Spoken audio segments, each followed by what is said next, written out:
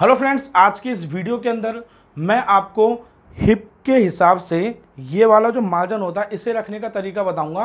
काफ़ी लोग कंफ्यूज होते हैं कि ये मार्जिन को किस तरीके से रखेंगे, लेकिन आज मैं अपने भाई का नाप लेके और आपको कटिंग करते टाइम ये बताऊंगा कि ये मार्जिन कहाँ पे आप किस तरीके से रख सकते हो अपने हिसाब से। क्योंकि किसी किसी की अगर फिटिंग सही आ जाती है थाई से, लेकिन उनका ये वाला हिस्सा लूज हो जाता है, या किसी के ये वाला हिस्सा टाइट हो जाता है तो थाई की फिटिंग मतलब सही रहती है। कुल मिला के किसी को घेरा ज़्यादा पसंद होता है, किसी को कम पसंद होता है, लेकिन ये घेरा आप अपने हिसाब से एडजस्ट कर सकते हो। पहले हम थाई के अकॉर्डिंग करते थे, लेकिन अब यहाँ पे आप अपने हिसाब से एडजस्ट कर सकते हो। कैसे करोगे, इसके लिए ये वीडियो को पूरा देखो, और अगर आप स्किप करते हो तो कुछ डिटेल की चीज़ें जो होंगी वो आपसे छूट सकती हैं, तो इस वीडियो को एंड तक जरूर देखना। साथ ही दोस्तों, वीडियो पसंद आए तो इसको लाइक जरूर कर देना, क्योंकि आपका लाइक करना ही हमारी मेहनत का फल है। तो चलिए दोस्तों, शुरू करते हैं। तो दोस्तों, अब मैं आपको नाप लेने का पहले तरीका दिखा देता हूं कि आप ट्राउज़र का यानी पैंट का नाप किस तरीके से लेंगे, और इसी तरीके से आप प्लाजो का भी नाप ले सकते हैं। तो अपने भाई को मैंने यहाँ पे बुलाया है। अब देखिए, सबसे पहले ज़्यादातर सलवार में आपको नाप नहीं लेना, पजामा, पजामी, जीन्स, पजामी कुछ भी हो उसमें नाप लें, क्योंकि सलवार का घेरा आ जाता है, थाई का मेजरमेंट सही से नहीं ले पाओगे। अब वो पाँव को सबसे पहले आप बिल्कुल सही कराओ, जैसे एकदम बिल्कुल खड़े होते हैं ना, तो यहाँ पे जब इस तरीके से खड़ा करने के बाद अब देखिए यहाँ पर इंची टेप देंगे कि जहाँ बांधते हैं वहाँ पे इंची टेप पकड़ें, ठीक है, और इस तरीके से नापें।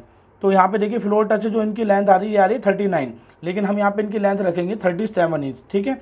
ये नाप हो गया इस तरीके का लेने का। किसी को एंकल लेंथ पहननी है तो यहाँ पर टच कर सकता है, इसी हिसाब से लंबाई नाप सकता है। मैं यहाँ पे 37 के हिसाब से बनाऊँगा।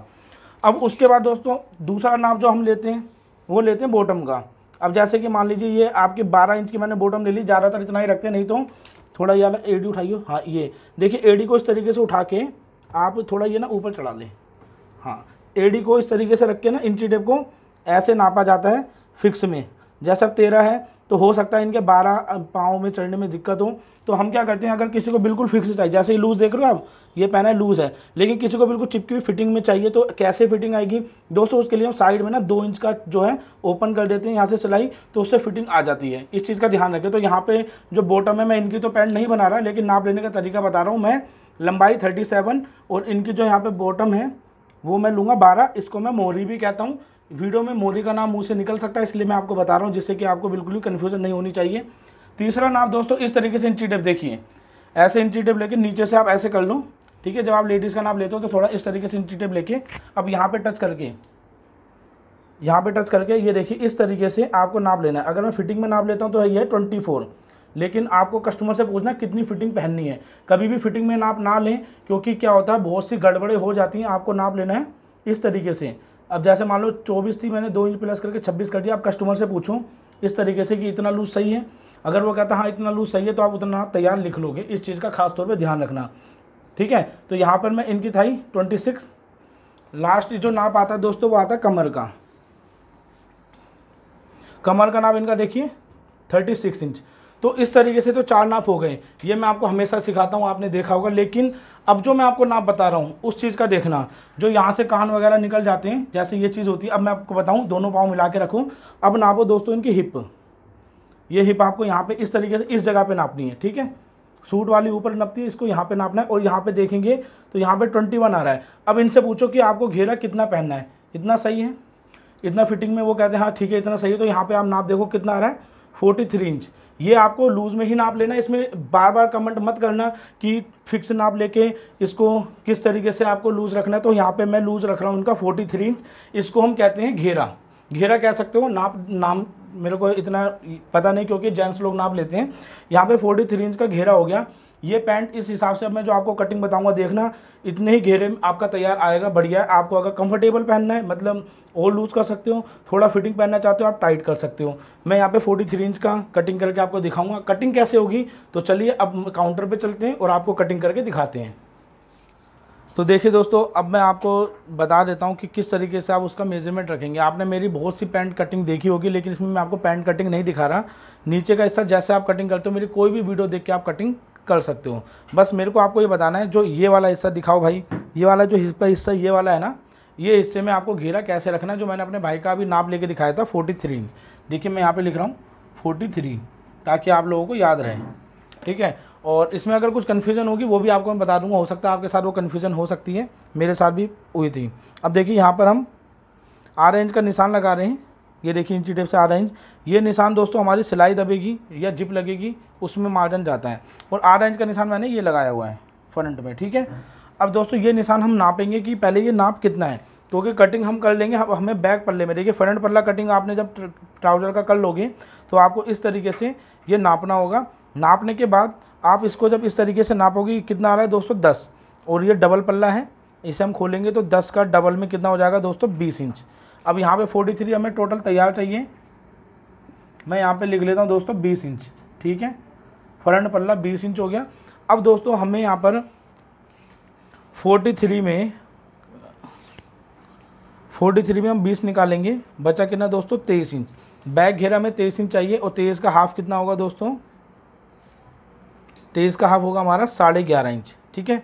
अब हम यहाँ पर 11.5 है तो इसमें 1 इंच मार्जिन रख लेंगे, जैसे कि यहाँ पे हमारा आधा इंच दबाए ना, ऐसे ही वहाँ भी दबेगा बैक पल्ले में, तो हम 11.5 से 1 इंच एक्स्ट्रा करके 12.5 कर लेंगे, और इसको ऐसे करके यहाँ पे दोस्तों हम निशान लगा देंगे। देखिए ये निशान लगा दिया सिंपल। अब इस निशान के पास से हमें सीधे फुट्टे को इस तरीके से रखना है, हमें यहाँ से हमें बैक वाले पल्ले की शेप दे देनी है, और यहाँ पे जितना आप उठा के रखते हो जैसे आपको कटिंग में बताया गया उस तरीके से रख लो, क्योंकि ये वीडियो स्पेशली घेरे के ऊपर है कि घेरा कैसे रखा जाए। मैंने नाप लेके भी आपको दिखा दिया। अब देखिए दोस्तों इसको हम सिंपल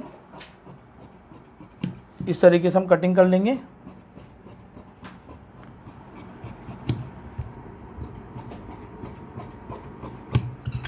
तो दोस्तों यहाँ पे आप देखिए, अब यहाँ पे भी मैं निशान लगा देता हूँ आधा इंच के मार्जिन का, थोड़ा इसे हटा लेते हैं। अब यहाँ पे ध्यान से देखिए आप दोस्तों, इसको मैं नाप रहा हूँ कितना आ रहा है 11.5। 11.5 को हम डबल में जब करेंगे कितना हो गया दोस्तों 23 इंच। फ्रंट वाला 20 था, ये 23 हो गया दोस्तों। 23 और 20 दोनों का मिलाओगे 43 इंच आपका यहाँ का घेरा निकल जाएगा।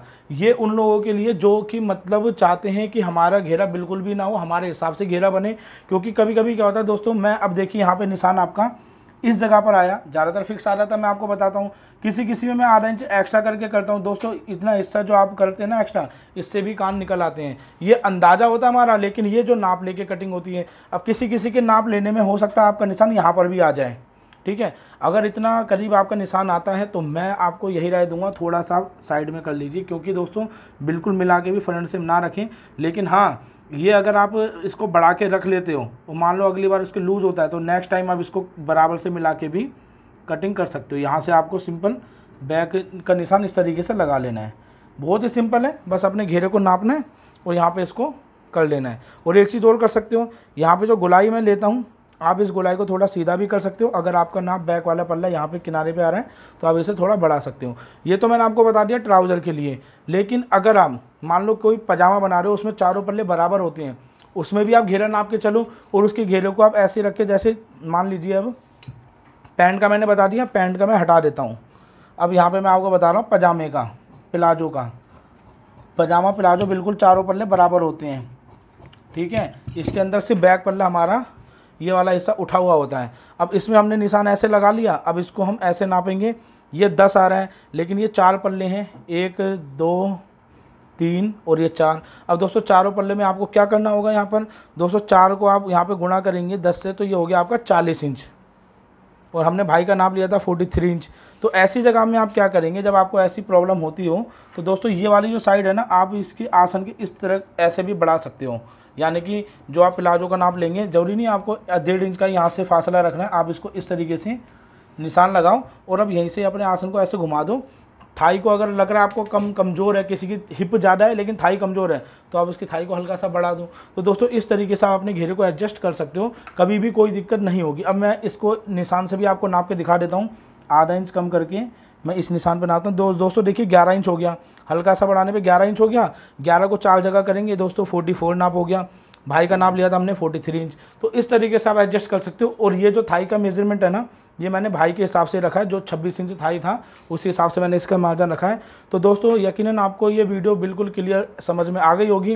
किसी भी तरह की कोई प्रॉब्लम होती है हमें ज़रूर बताएं कमेंट करके, और साथ में दोस्तों कमेंट्स में लिखें कि आप और किस तरीके की वीडियो देखना पसंद करते हो, वो हमें ज़रूर बताएं, जिससे कि हम आगे आपके लिए उसी तरीके की इन्फॉर्मेशन वाली वीडियो लेके आएँ। तो चलिए दोस्तों इसके साथ चलते हैं। अगर आपको वीडियो पसंद आई तो लाइक और शेयर करना बिल्कुल भी ना भूलें। Thank you for watching.